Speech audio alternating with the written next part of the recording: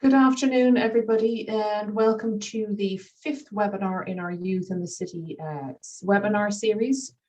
This week, we're going to be focusing on the topic of how we involve young people in research, urban planning, and decision making. And the session will be chaired by my colleague, Brett Lashwa. So I'm going to pass over to him right away so that he can open up the session for us. Thanks, Brett.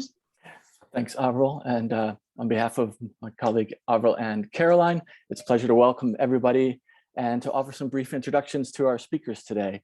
And then I'll very quickly get out of the way as well, because we do have a very exciting set of papers on the theme of youth voice in the city. As our sessions have gone before, our plan is to have both presentations consecutively, so 15 to 20 minutes per paper, and then leave the questions or the question and answer period on both papers to the end of the session. But we do encourage people to write in the chat. If something strikes you during the presentations, please feel free to put a comment or a question in the chat, and we will try to collate those questions and run through them at the end of the session. So on behalf of my colleagues, it's a pleasure to welcome our first presenters, Hannah Sender and Diana Hysenaj. Hope I got that right, Diana. Who are going to be speaking about the practical ethics of doing urban planning research with young people. And just very briefly to make a quick introduction, Hannah Sender is a PhD student and research fellow at the Bartlett Faculty of the Built Environment.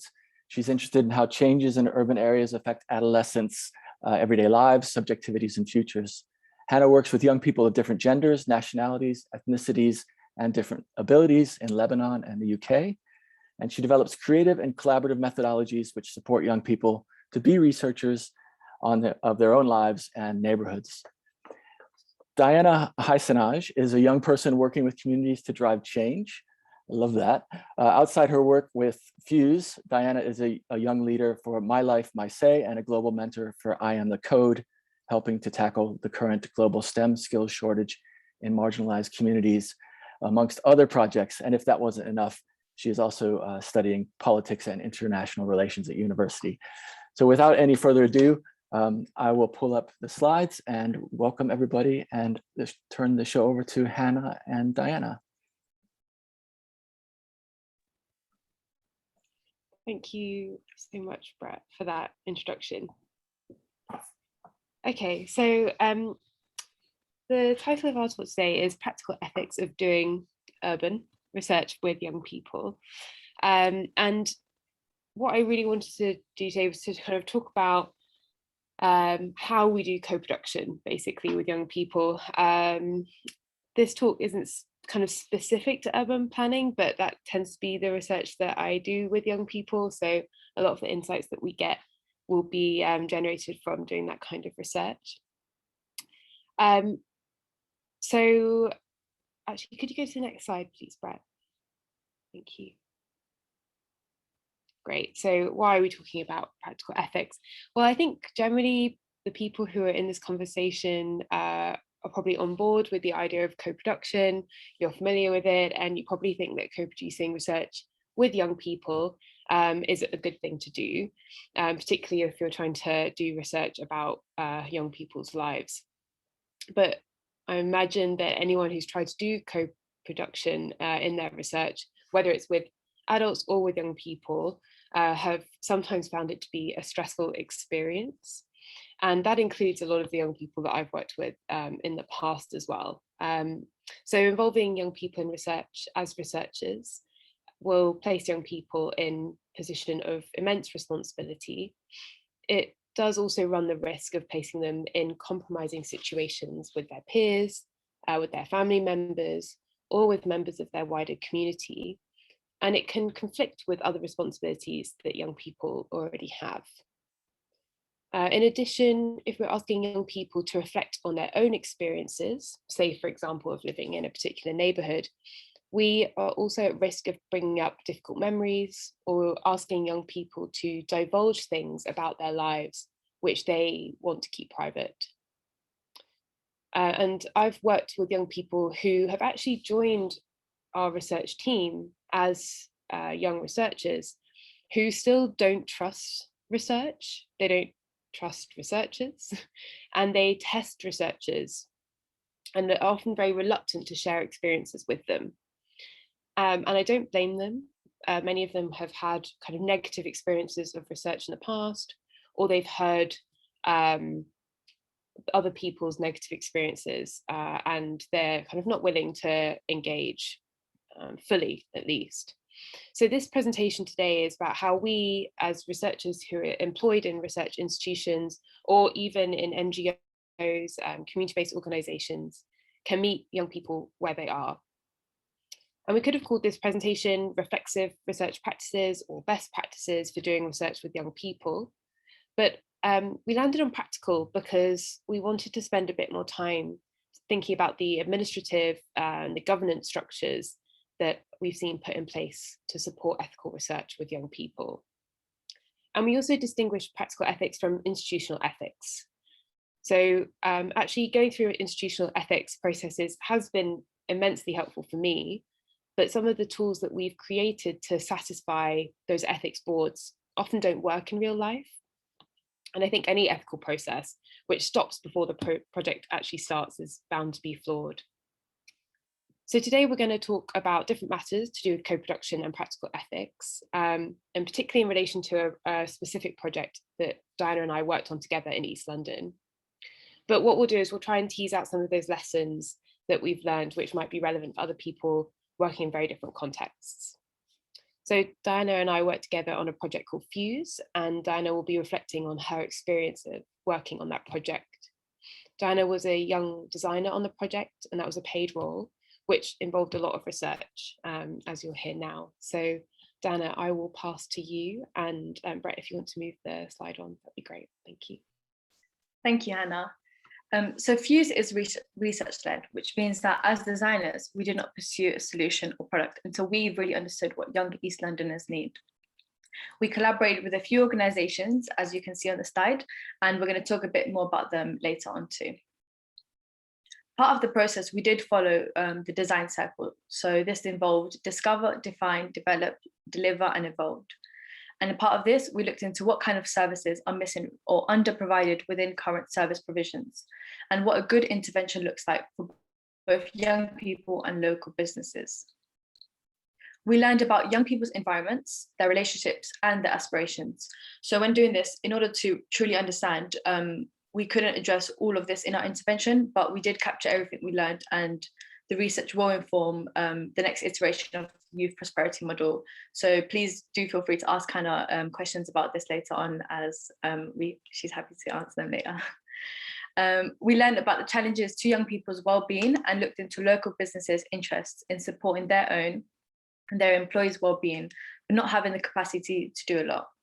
And we also designed a wellbeing service which responded to specific needs, which discovered within the research. So we looked at a safe space, particularly not with management people, with peers, and mainly learning from others.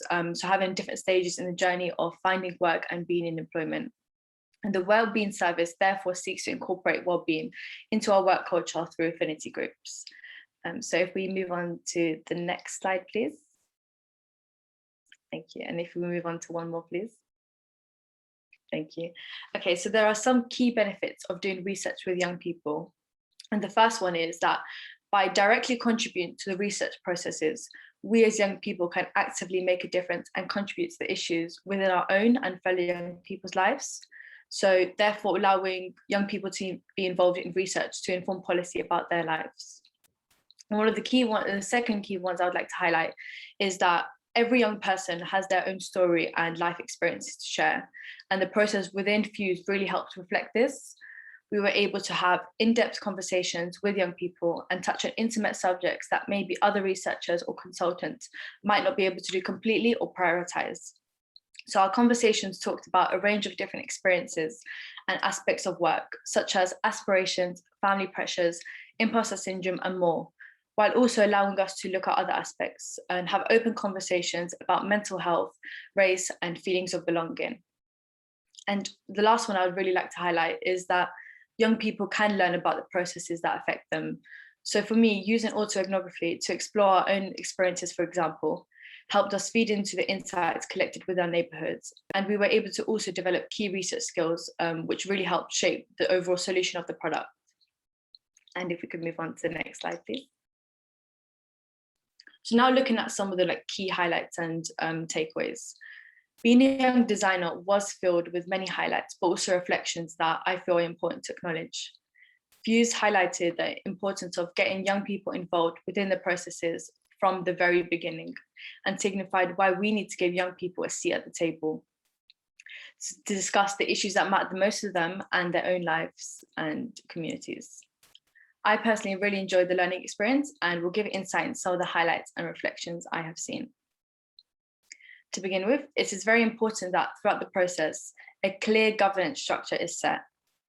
Views involve different partners within the process, which really helped us understand the different elements of the research process.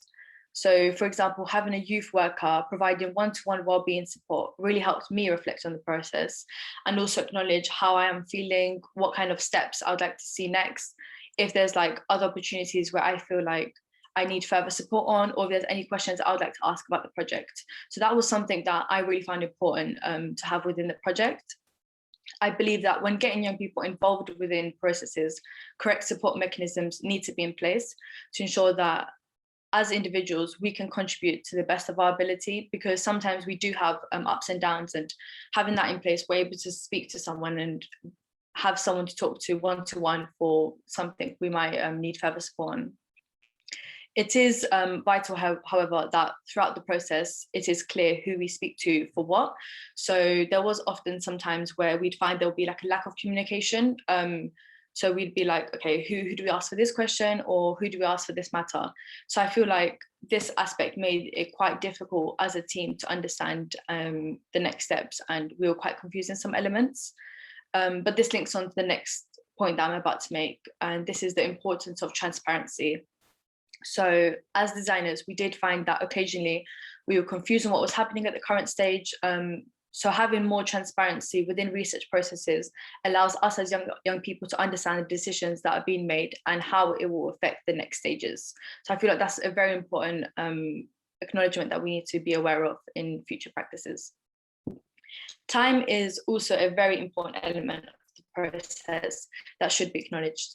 So for future research projects, it is important to ensure that there is enough time to complete each task, so that when we are reaching the final stages and going to kind of create this final product, we're not rushing it, and we have more opportunities to look through the methods and be like, okay, is there something else I can add? Is there other alternatives to this solution? So I really feel like time is a really key element that we need to acknowledge in future practices. And also, because there was a lot of time spent on the project, it's important that young people are paid for their time so we can support ourselves financially and also contribute to the solution to a full extent. So if it wasn't paid, you'll often find that young people are having to struggle to juggle other work commitments and responsibilities to a further extent because of this non-paid element. That being said, I do want to highlight some of other aspects that I've really enjoyed.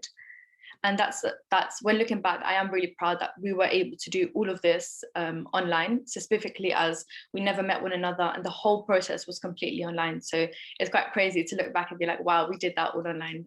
So I'm really proud of that. It's also going to be interesting to see the legacy and execution of the service, as we have given the product to the Good Growth Hub. So we're now waiting to see what's the next stages and what's going to happen next. So it's going to be interesting to see that process. I personally really enjoyed working with such an amazing group of individuals.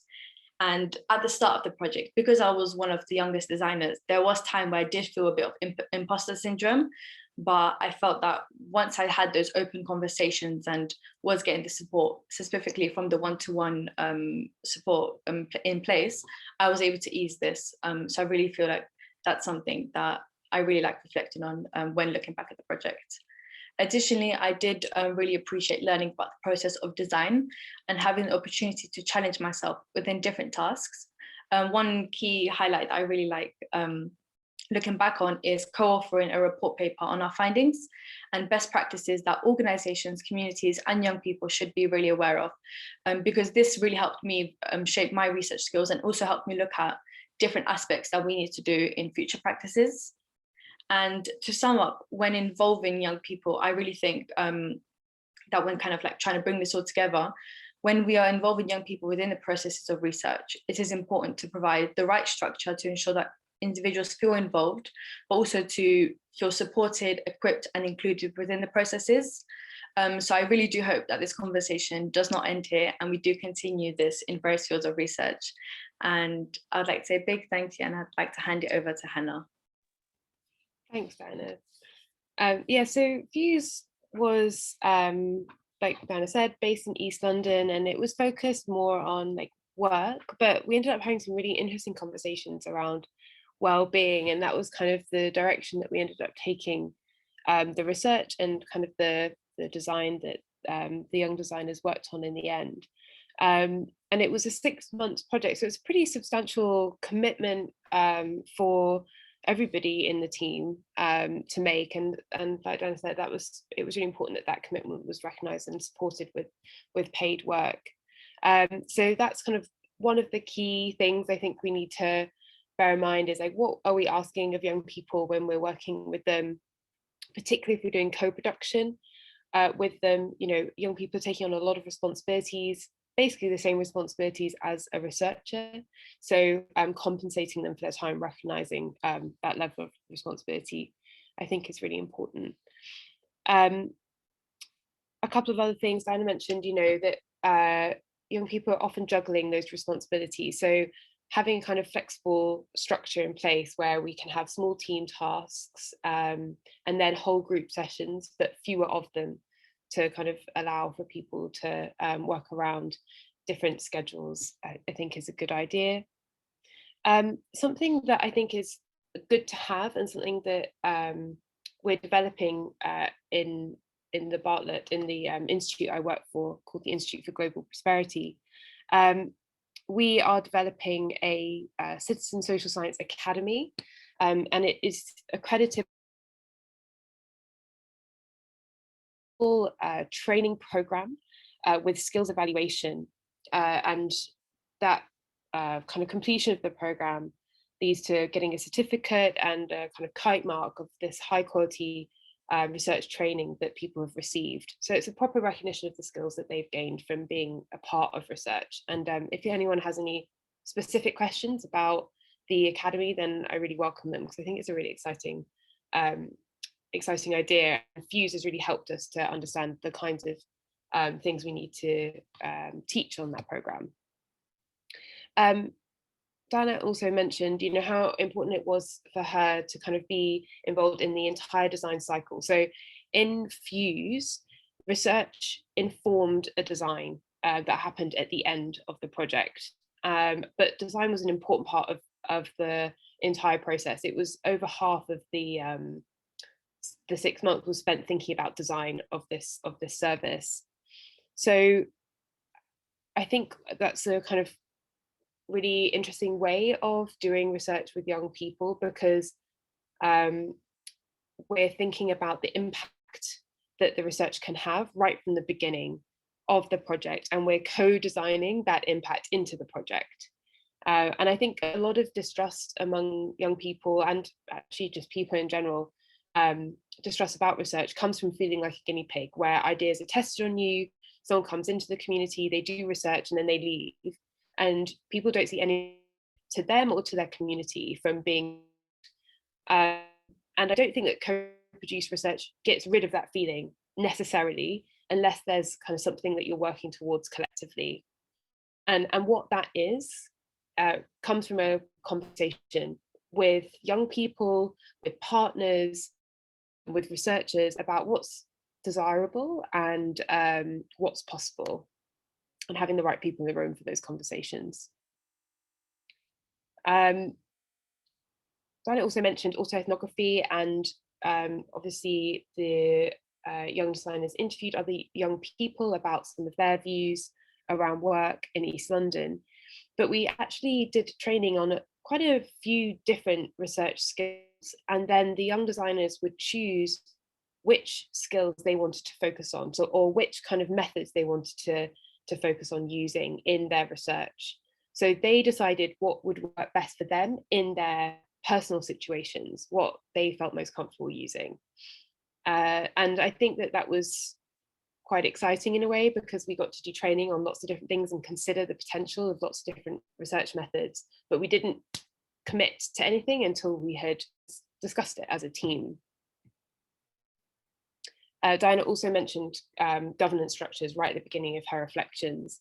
And in Fuse in particular, the Good Growth Hub, who was kind of the service provider who would be delivering the service that we designed, they were integral to the whole process, because they provided a framework for what a program looked like.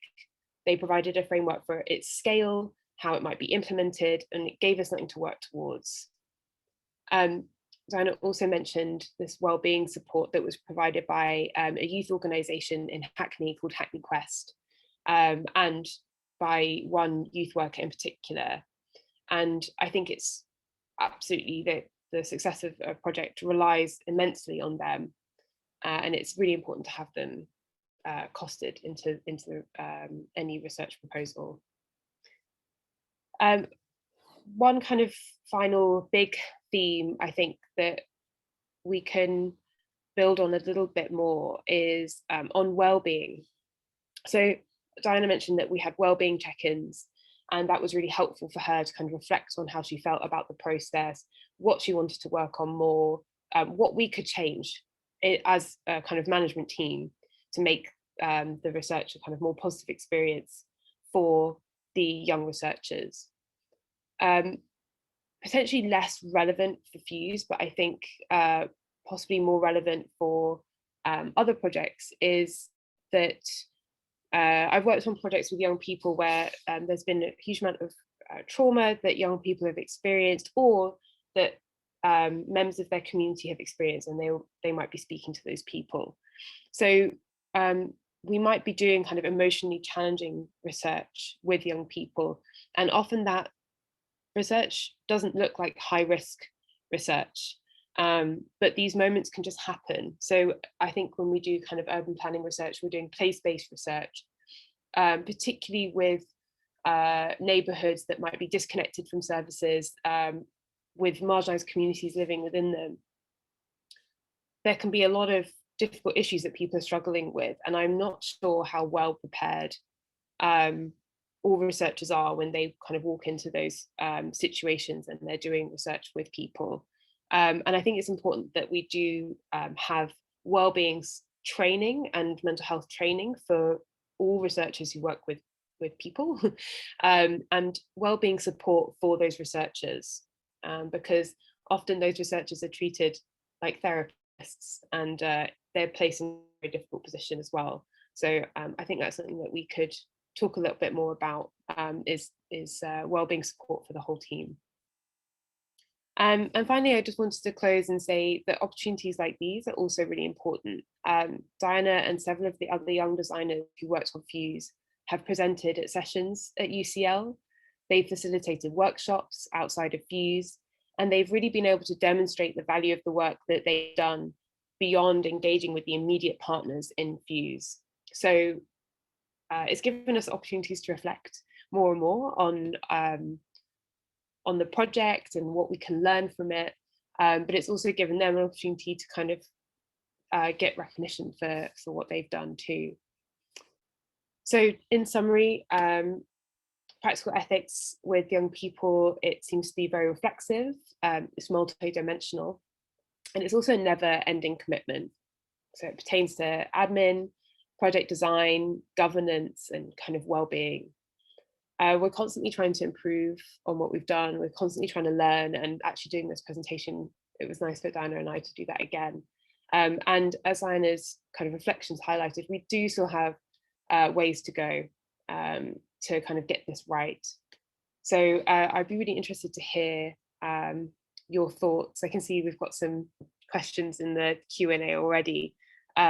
So I will stop there, and Brett, I'll hand over to you, and you can stop the presentation as well. Thank you.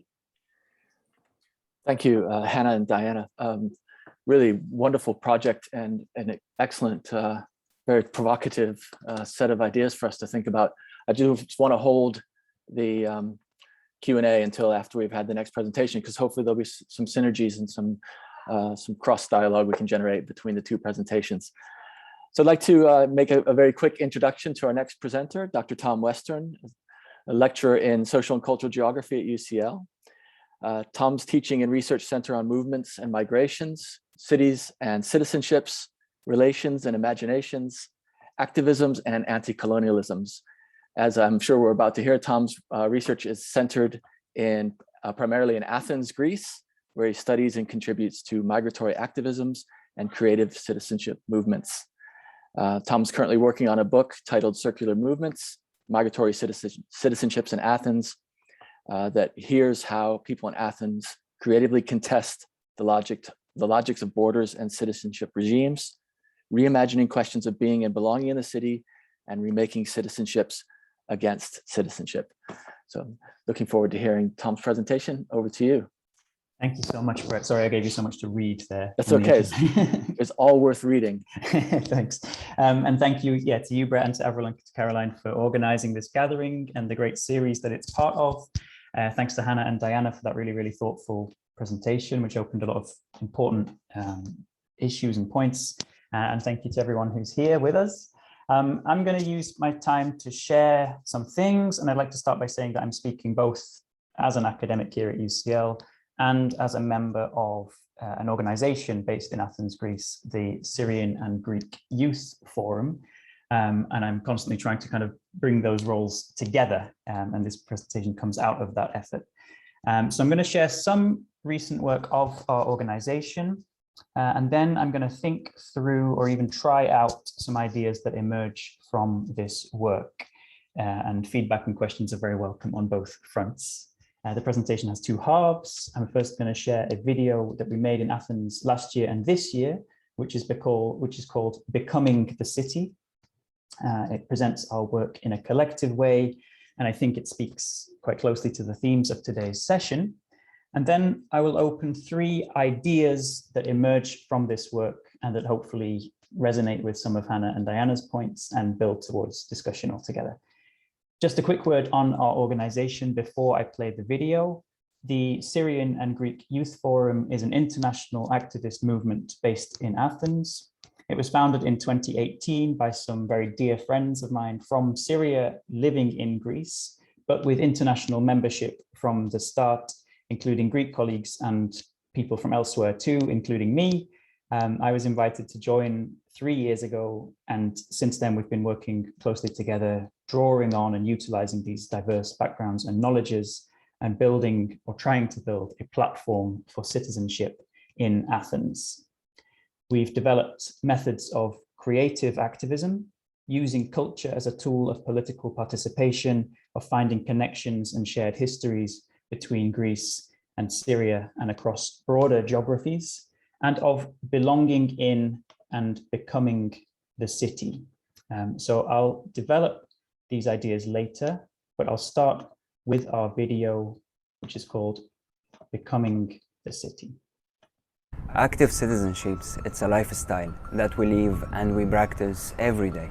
Being active in yourself, in your community, and in your city, it's very helpful to improve our reality.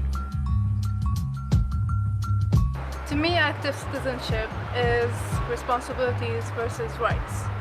And each one of us have a story, a powerful story that I believe people will read about it or hear about it and learn from it. But our story as active citizens here in Athens start here, when we start taking responsibilities. And just like no one gonna come and do your job, your responsibility for you, no one gonna come and give you your rights.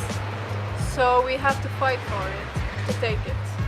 That's all drive me to the moment that, Karim, you have to decide for your life.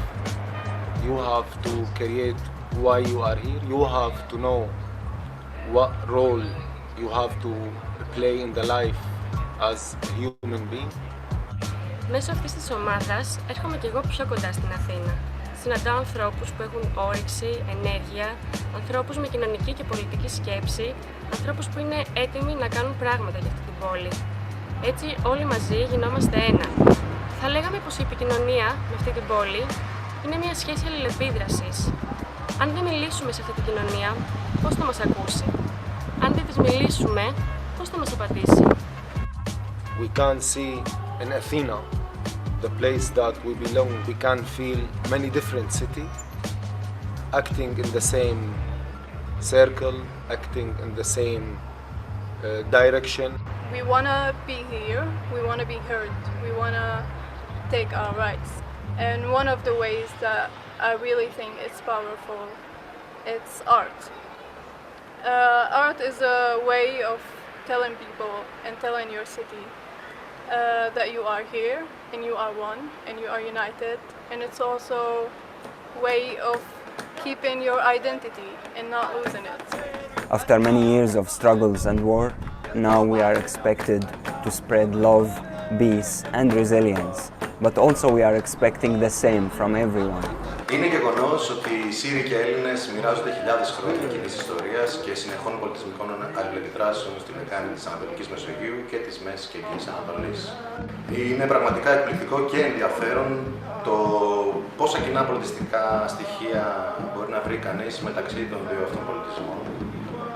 Ακόμα και στο φαγητό, στις γλωσσικές εκφράσεις, στους παραδοσιακούς χορούς και τα κουστούμια τους, στη μουσική με τους ρυθμούς και τις κλίμακες τους και φυσικά στα μουσικά όργανα. Το γεγονός αυτό είναι και αυτό που μας έκανε να πιστέψουμε ότι έχουμε μια πρώτης τάξης ευκαιρία εδώ για αυτούς τους δύο τεράστιους πολιτισμούς να επιδράσουν ξανά.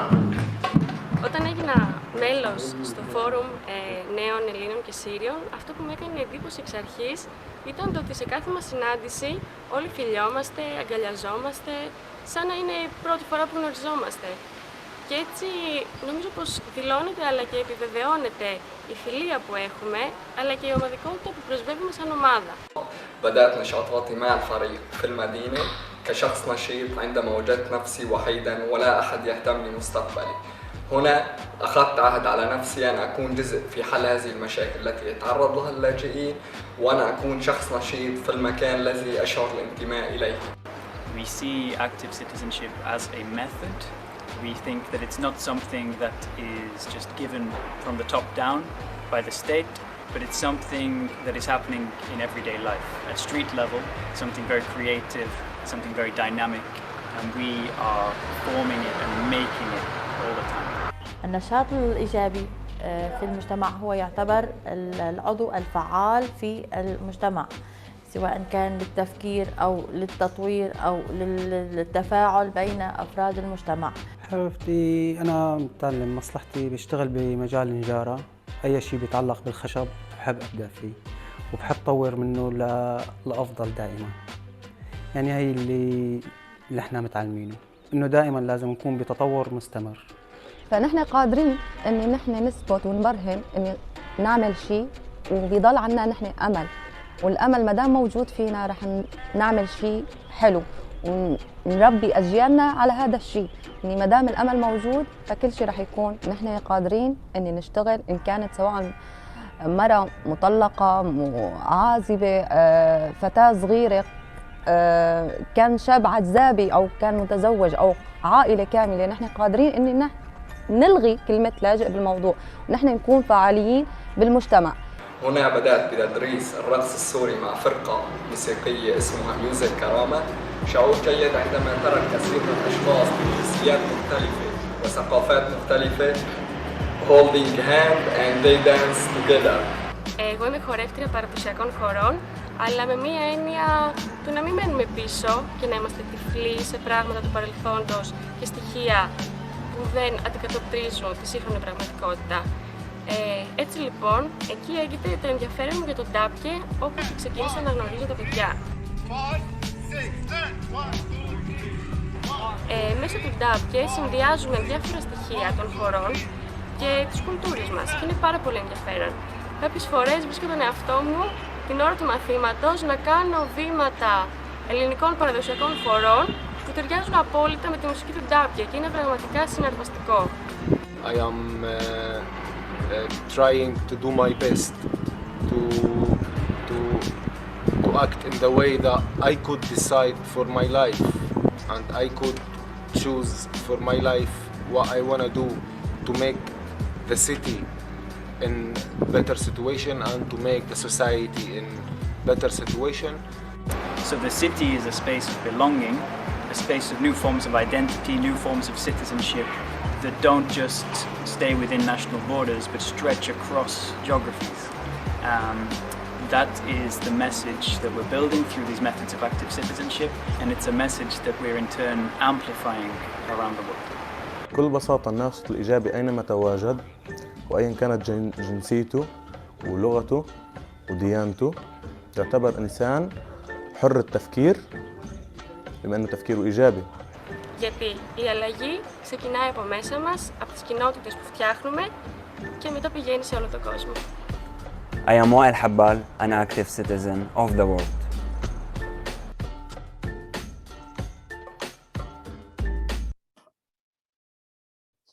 Okay, it's always a little bit embarrassing when I see myself in a video.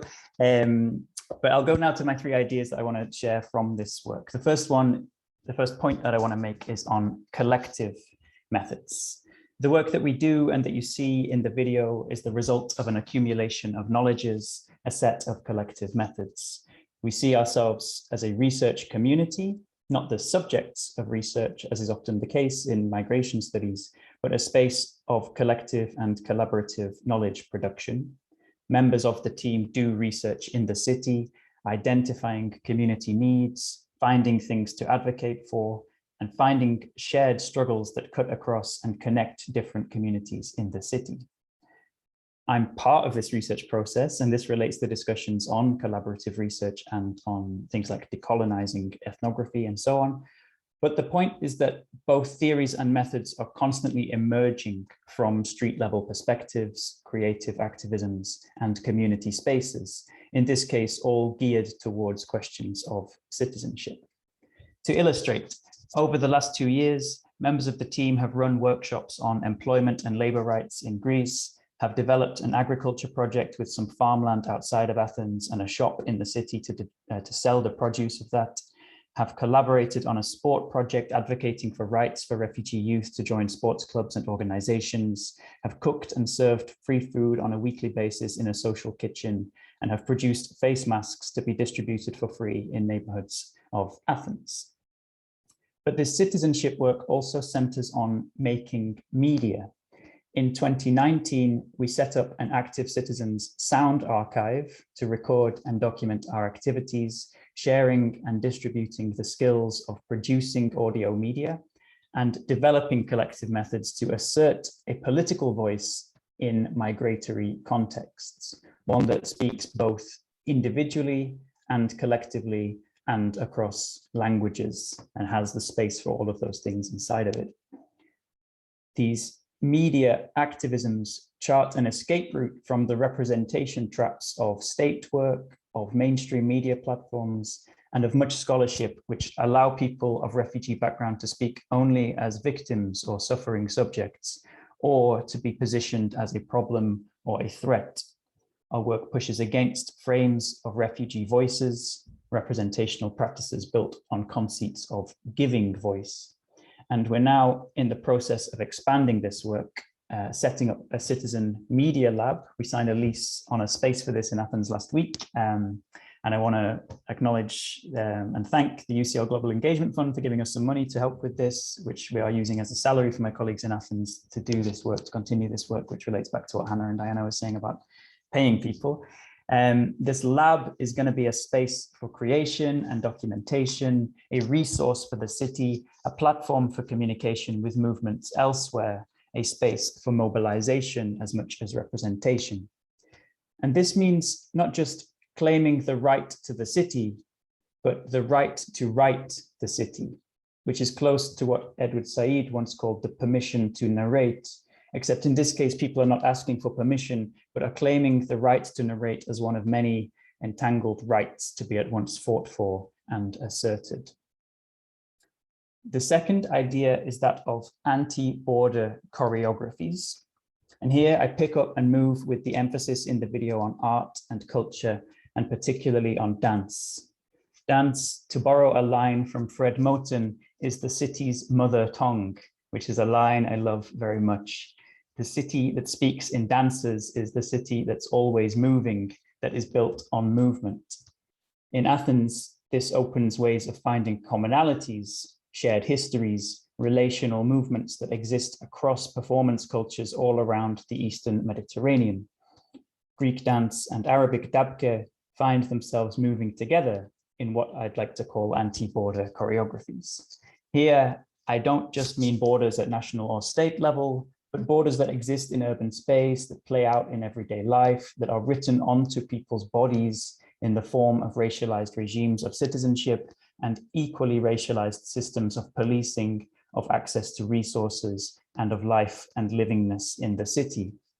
I'm guided by Amy Meredith Cox's brilliant book, Shapeshifters, Black Girls and Choreography of Citizenship, in which movement might narrate things that are not otherwise legible and can disrupt and discredit normative reading practices that assess young racialized bodies as undesirable, dangerous, captive, or out of place.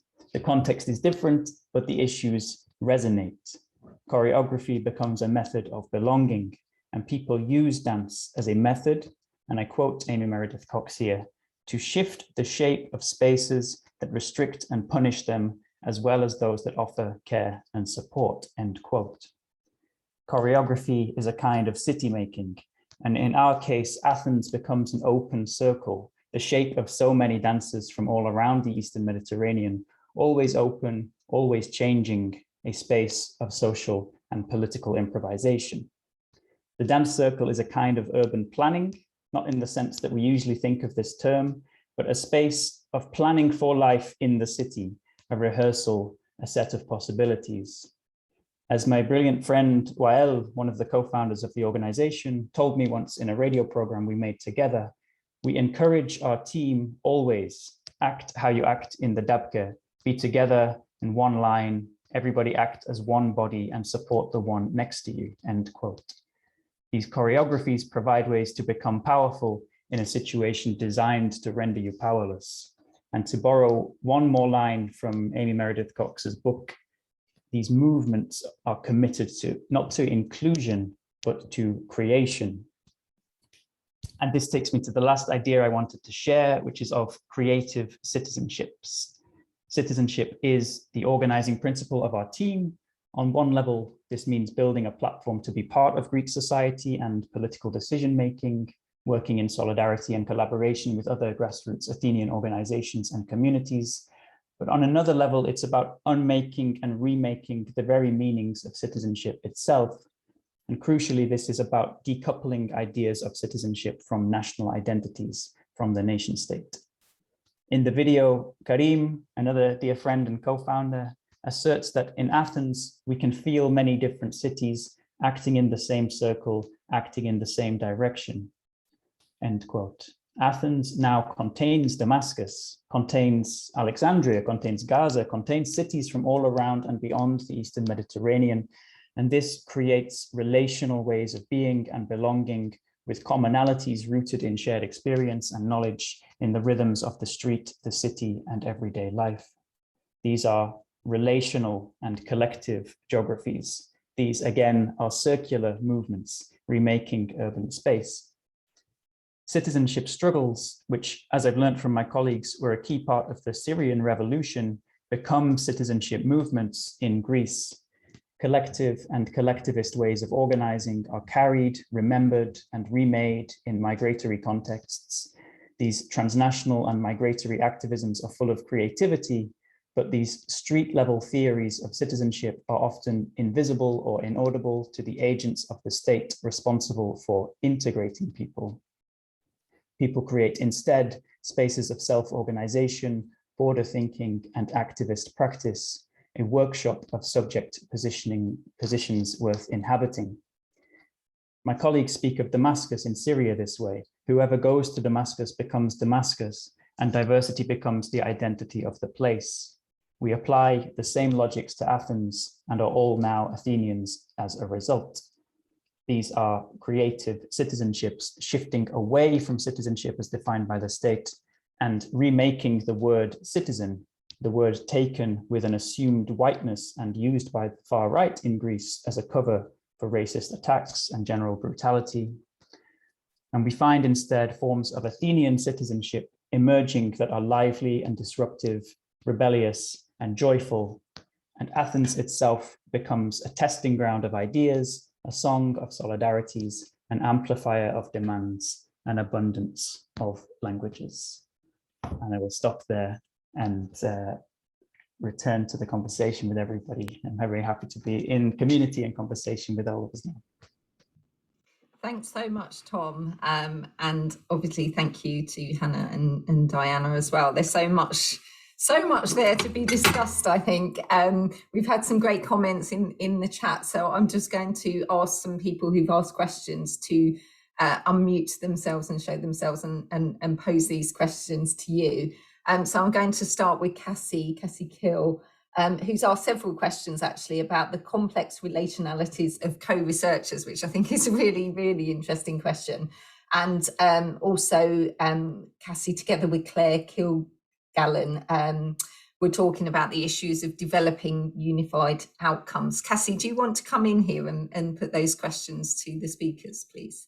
Sorry, yes, there were quite a lot of thoughts going on there, weren't there? Yeah, I mean, it would be equally valid for both of the speakers, I think, to respond. My first point was about initially for Hannah and Diana about how the kind of shift to young people being paid employees, whilst I can see that's absolutely valuable and legitimate, how that might have required you to put in place other strategies to manage the effect that might have had on those young people's abilities to critique and challenge the direction of the research. I don't know if you want to respond to that, but I mean, the second thing that I was asking, well, I suppose it might be part B of the same thing, about how, particularly in that project, but again, it might also apply to the second one, is how you manage the projects to develop into a unified kind of outcome. I guess maybe in the first project in particular, it seemed like there was an assumption that there would be a product. I certainly found in my own PhD research that young people's interests were quite diverse and fragmented and messy. And actually, in the end, kind of trying to support and facilitate that ended up with me kind of challenging my own assumptions about what co-production was and this idea that it had to be unified. And maybe you'll have different views across the two projects on that. Those are such great questions. Diana,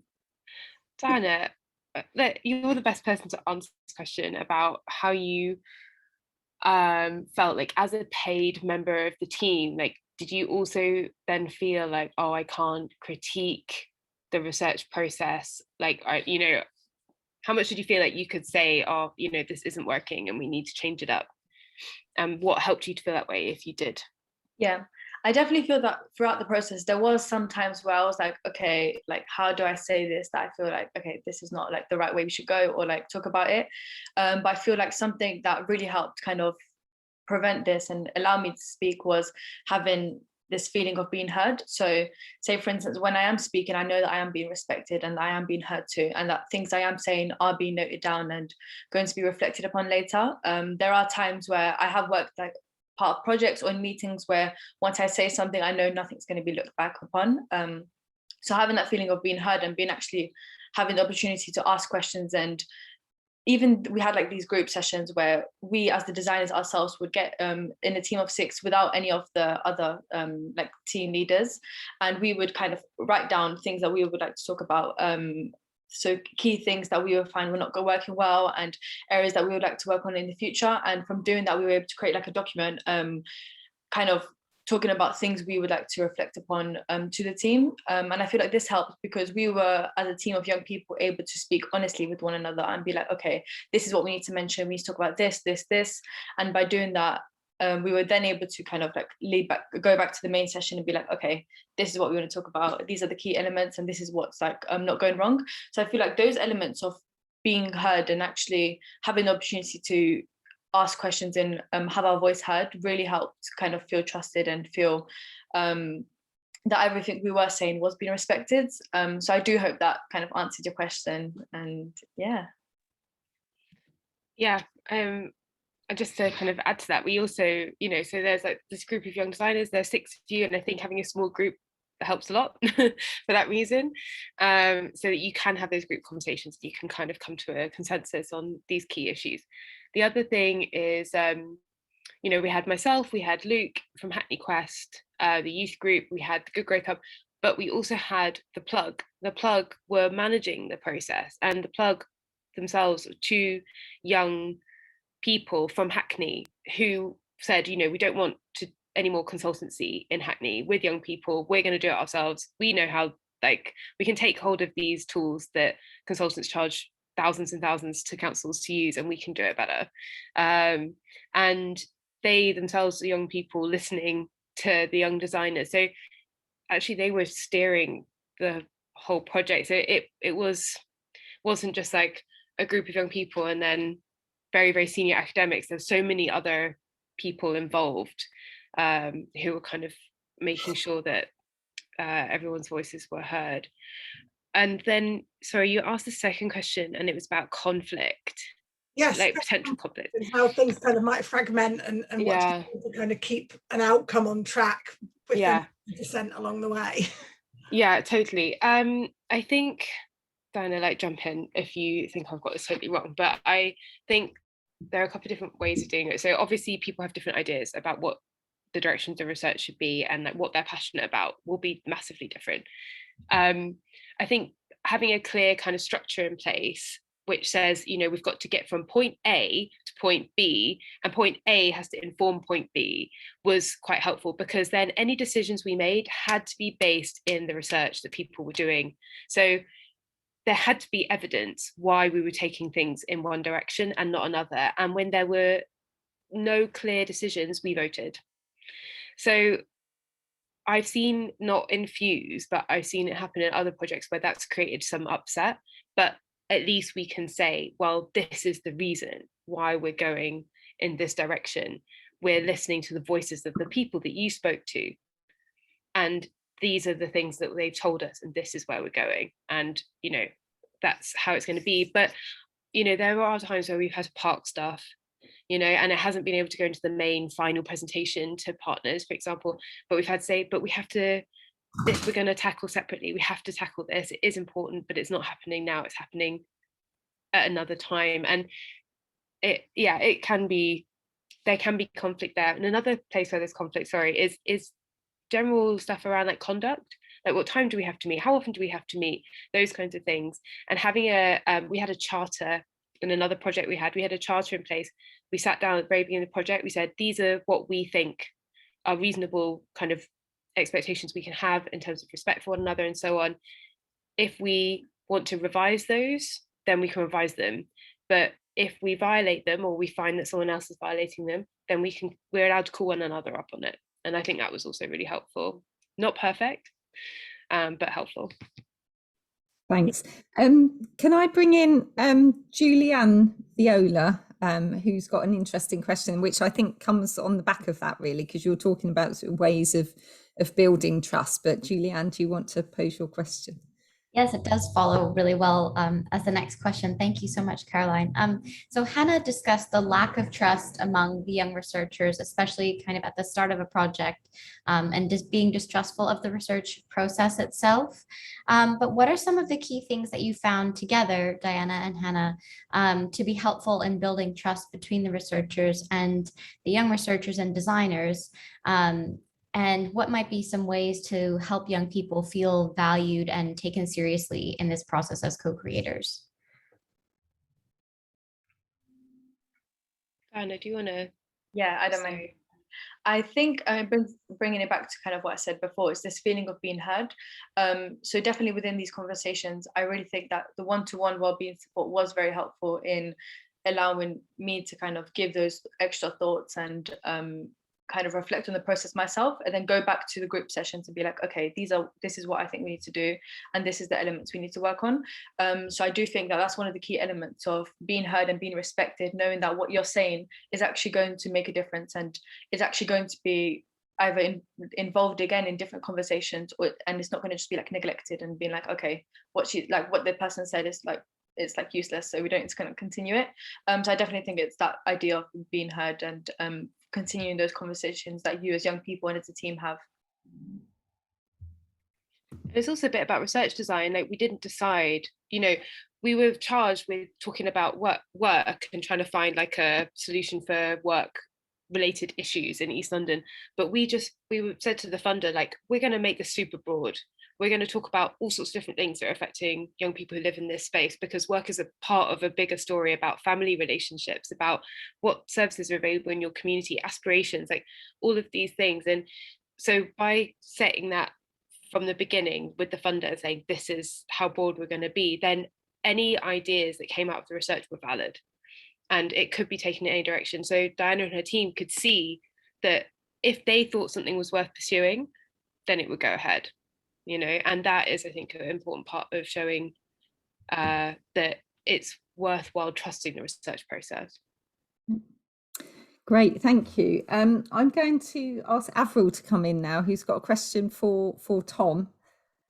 Interesting question that I also wanted to find out. So, hi Tom. So I come from a citizenship background as well, but mostly I think I have focused a bit more on citizens who have actual state citizenship rights within their country and within their context. Whereas what you're doing is promoting and utilizing a bottom-up or more street-level conception of citizenship, which I love. But I kept thinking about the tension for these people who are don't have any citizenship rights from the state within the context that they're in. So did this create tensions in their lives, in their practice of how they were trying to engage in street-level citizenship? How much did they resent having to use street-level citizenship and not having state-level citizenship rights, especially coming from a context where their rights had been so infringed? So I'd love to hear more about that. Yeah, thank you, Avril. It's an important question. Yeah, absolutely, there is a tension between it. I mean, I would say, just building on what Hannah and Diana were saying, like this focus on citizenship that I have is also one that I've developed from the team. Like, that was the focus of the team's project, research design, goals and ambitions and everything. So we actually found a kind of political alignment on thinking about those things, which is one of the reasons why I was invited to be part of this movement in the first place, which speaks to all kinds of questions about, yes, collaboration, outputs, and ongoing conversations and togetherness.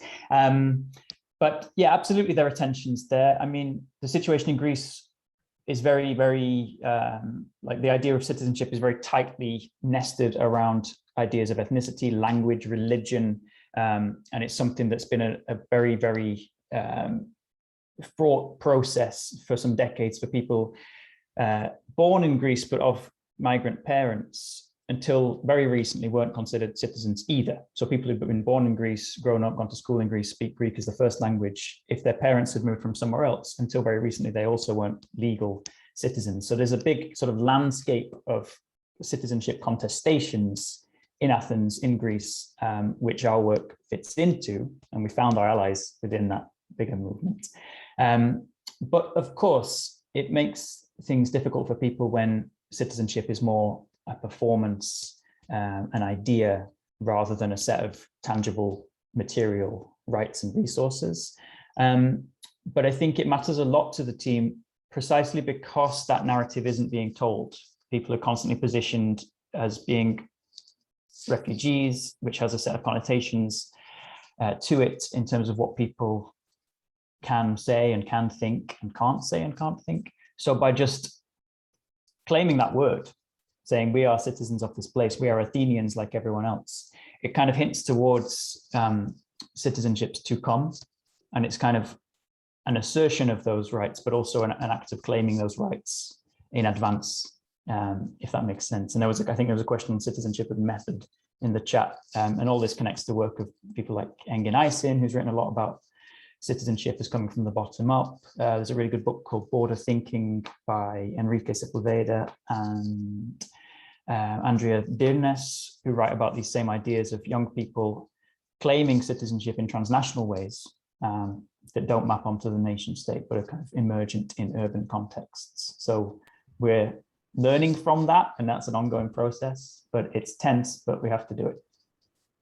Thanks, Tom. Honestly, it's so interesting, but our time has run out. So thank you so much to you, Tom, to Diana, and Hannah, who has had to already leave. But thanks also to everyone for posing questions, for being with us this afternoon. Just a reminder that we will be back next week. Our session is on music and hip hop, I believe. So please do join us, sign up to that, and just a big thank you to our speakers, and yeah, hope to see you again. Thank you very much. Thank you. Thank you.